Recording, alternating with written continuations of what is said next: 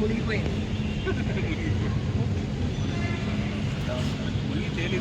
నష్టం అది ఆల్రెడీ ఆర్టీసీలు కట్టియాలి. ఇప్పుడు మన నాయకు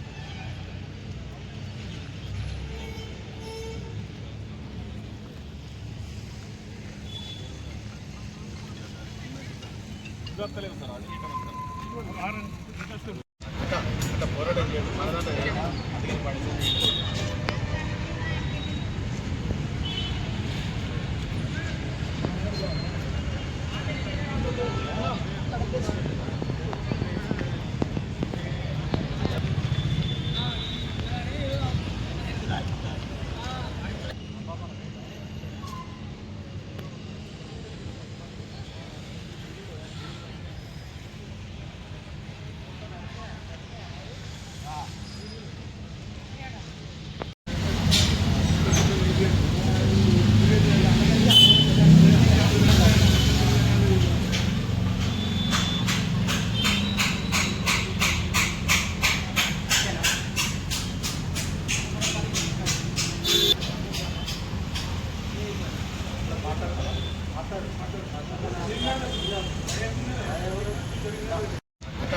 పోరాటం చేయండి. మన దాంట్లో పడింది.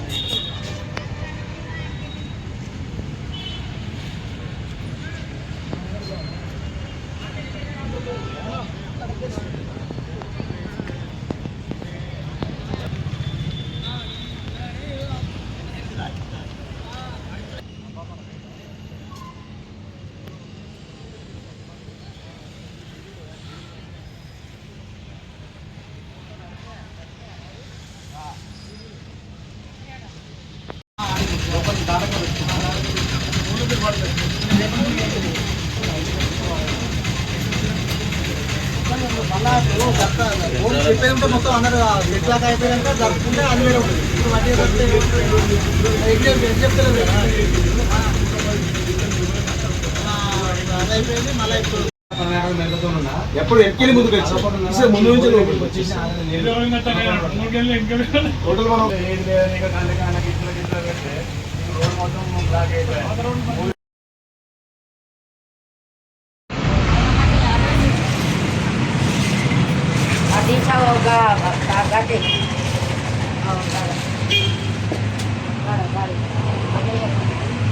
పైసలన్నా కొట్టుకోవాలి ఇంటికి.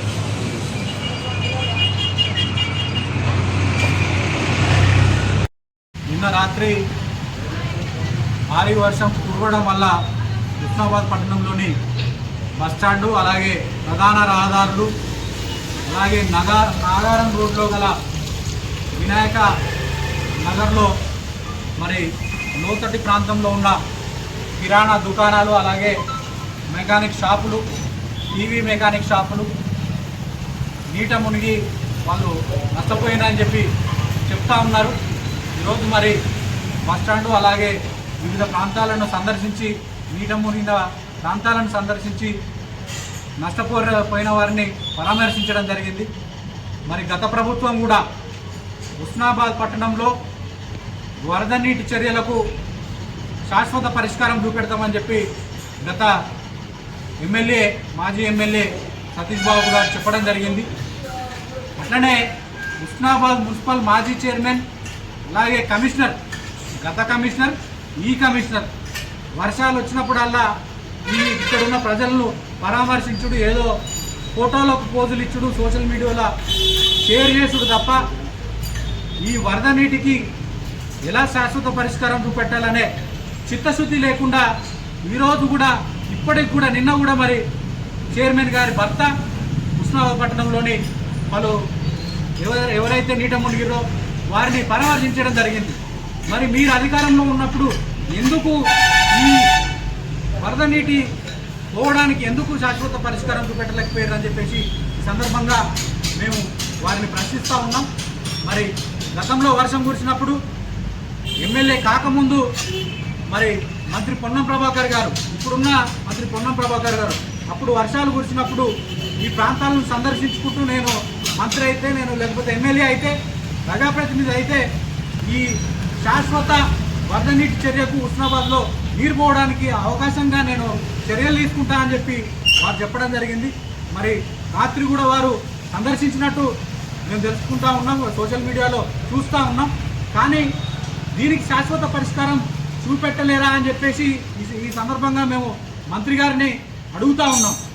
మరి మీరు ఇటీవల పునర్నిర్మించిన బస్టాండ్ ప్రాంతం అది కూడా మొత్తం 2 కోట్లతో నిర్మిస్తే అక్కడ మొత్తం ఇప్పుడు వర్షం కొడితే మొత్తం నీళ్లు మొత్తం నిండిపోయి ఆ పరిసర ప్రాంతాలన్నీ కూడా మరి నిండిపోయినాయి. తర్వాత కార్గో ఏదైతే కార్గో సెంటర్ ఉన్నదో ఆ కార్గో సెంటర్ మొత్తం నీట మునిగి మరి ఎవరైతే కార్గో ద్వారా వాళ్ళ వస్తువులు పంపించారో వాళ్ళు కూడా నష్టపోవడం జరిగింది. అనేక రకాలుగా ఈరోజు మరి టీవీ మెకానిక్ షాప్ అతను మేము అడుగుతూ ఉంటే అన్నా మేము ఇట్లా నష్టపోయినామని చెప్పి వాళ్ళు కూడా చెప్తా ఉన్నారు. కిరాణా దుకాణాలలో నీరు చేరి మరి వాళ్ళు కూడా నష్టపోయారు. ఈ రకంగా ఉస్నాబాద్ పట్టణంలో వరదలు వచ్చినప్పుడు భారీ వర్షం కురిసినప్పుడల్లా ఇదే తంత అవుతుంది తప్ప దీనికి శాశ్వత పరిష్కారం చూపెట్టే నాదుడు లేదని చెప్పేసి, దిక్కు దివాన లేదని చెప్పేసి ఈ సందర్భంగా మేము అడుగుతూ ఉన్నాం. ఈ సందర్భంగా మేము ప్రభుత్వాన్ని, రాష్ట్ర ప్రభుత్వాన్ని, అలాగే స్థానిక మంత్రి పొన్నం ప్రభాకర్ గారిని మేము అడుగుతూ ఉన్నాం, ప్రశ్నిస్తూ ఉన్నాం.